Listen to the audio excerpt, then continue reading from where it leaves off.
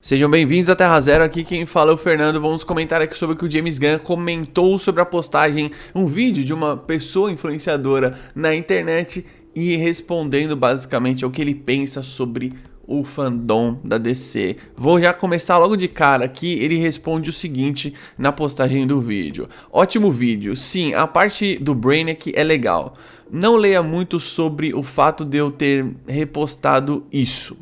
Mas o que eu adoro é que a fulana aqui, que eu acho que é uma menina, que é a Jenna Anderson, falando sobre a flanderização do fandom. E como muitos fãs acreditam que certo aspecto de um personagem é a única versão verdadeira, entre aspas. Geralmente, dependendo de quando tiverem o primeiro contato com as histórias, pense no símbolo oval amarelo no peito do Batman, no Superman todo-poderoso, na Mulher Maravilha feita do barro. Como isso pode diminuir o quanto aproveitamos histórias que fogem do que esperamos. Resumindo, James Gunn tá falando que todo fã acredita que existe uma abordagem definitiva do personagem. Eu nunca uso essa palavra definitiva, às vezes nos quadrinhos as pessoas usam, eu acho isso uma besteira. Eu tenho alguns pontos que eu vou falar, mas o que ele quer dizer é o seguinte, olha, o Batman não é só o cara que tem uma elipse amarela no peito, a Mulher Maravilha não tem uma origem só feita do barro, o Superman não é só o todo-poderoso. Antes de eu começar o vídeo aqui de fato, siga nas redes sociais, Terra Zero DC, Instagram, TikTok, os vídeos lá são diferentes aqui, beleza? Vídeos curtos, verticais, que vocês gostam. Obrigado aos Batmembros e os Supermembros que apoiam o Terra Zero e ajudam o canal a crescer aqui no YouTube. Se torne membro como eles.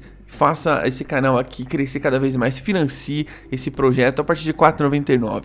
Muito obrigado. O James Gunn falou sobre isso, porque de fato ele tem razão. Quando você mexe num personagem desse tamanho, ou seja, o Batman, ele inclusive citou os 3 maiores super-heróis de todos os tempos, né? Batman, Superman, os 2 maiores, e a Mulher Maravilha, a maior heroína. E ele fala o seguinte, olha, se for desse jeito, as pessoas vão falar, beleza, fiel. Ainda assim que é fiel, as pessoas vão reclamar. Vão falar, não, mas não é fiel o suficiente. O Superman é um exemplo. Então, o James Gunn sentiu o quê? Ele veio pra descer, agora ele tá pisando em um outro terreno aqui. Eu sempre falei isso aqui, né? O James Gunn vai tomar uns escorregões. Não tô falando que ele tá errado, ele tá certo. Mas ele sentiu o quê? Olha, eu vou mexer com o maior super-herói de todos os tempos. É óbvio que vai ter uma galera falando assim, ó, você tem que fazer assim, você tem que fazer assim, você tem que fazer assim. Eu lembro quando o Batman do Robert Pattinson foi escolhido, e tinha as primeiras fotos do set, tinha veículo de comunicação grande metendo pau. Nossa, pra que essa moto? Nossa, olha essa máscara que estranha. Nossa, esse Batmóvel todo, tipo, muito simples, não sei o quê. Por quê? As pessoas, elas, primeiro, a gente tá desintoxicando a DC dos últimos 10 anos de trevas que a gente viveu. Esse é o primeiro ponto. O segundo ponto é, existem abordagens diferentes para personagens. Então, por exemplo, a abordagem do Matt Reeves é parecida com a do Nolan, mas não é igual, porque ele segue um caminho mais de ir mais pra psique do Batman em si. O Nolan ele equilibrava muito bem o Batman Bruce Wayne, porém o estilo de direção dos dois é parecido no sentido de, ó, vamos fazer uma parada pé no chão, grounded. Aí você tem, por exemplo, a Mulher Maravilha da Gal Gadot. A Mulher Maravilha da Gal Gadot, ela não vai pro lado do Jorge Pérez, ela vai ali mais pro lado dos 952, se eu não me engano, que é o fato de Zeus dar a vida a ela. Porque do Jorge Pérez, ela foi forjada do barro também, só que 6 deuses deram vida a ela. Mesmo ele citando o exemplo da Diana, o lance do barro, ainda assim é a origem mais clássica da Diana. É a mesma coisa que você, tipo, pegar e falar assim, olha, o Batman nem sempre os pais foram assassinados. Então você tá falando de um universo alternativo, entendeu? Isso é muito marcante pro Batman. Diferente do Superman, por exemplo. Tem fases que o Jonathan Kent tá morto, tem fases que ele tá vivo. O James Gunn foi nas fases que ele tá vivo, que eu achei legal, para diferenciar. Ele mudou o lance dos kryptonianos, que a galera não gostou. Ah não, os kryptonianos mandou você aqui e tal.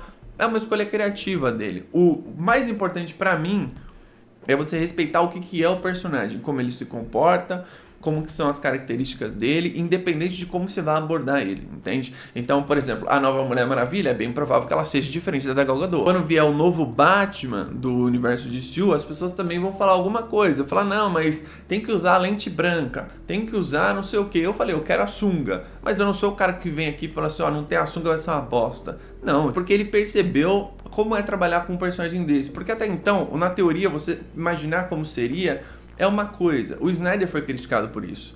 Ele fez lá um Superman apático, um Superman desesperançoso, que é um Superman ali meio do Superman Terra 1, daquele quadrinho pavoroso. Ele tem umas inspirações disso, tá ligado? Ou até mesmo o lance do DC ter aquele universo 952 como base, né, o universo passado, o que é terrível. James Gunn falar isso, ele tem razão. O fã pensa que o personagem é feito especificamente, particularmente pra ele, né, do particular dele. Então, se vai lançar um filme do Batman, eu quero que o Batman seja do meu jeito. É óbvio, tipo, eu quero que o Batman seja o mais próximo do que eu posso gostar. Mas eu sou o cara que eu não fico lá metendo o pau e falando assim, olha, não, isso aqui não serve pro Batman. O Robert Pattinson tem que fazer sim parte do DCU, porque não faz sentido ter dois Batmans. Tipo, dá pra você abordar dois Batmans, isso tá claro. Mas não é só isso também, é o lance de você meio que fazer interpretações diferentes desses personagens. A Mulher Maravilha vai ser diferente da Gal Gadot, o Superman já é diferente do Henry Cavill, graças a Deus. O Batman do DCU vai ser diferente do Ben Affleck, tem gente que pensa que vai ser igual, vai ser diferente. E diferente do Pattinson, que já é diferente do Bale, que já é diferente do Michael Keaton. O Superman David Cornsett é um pouco diferente do Christopher Reeve.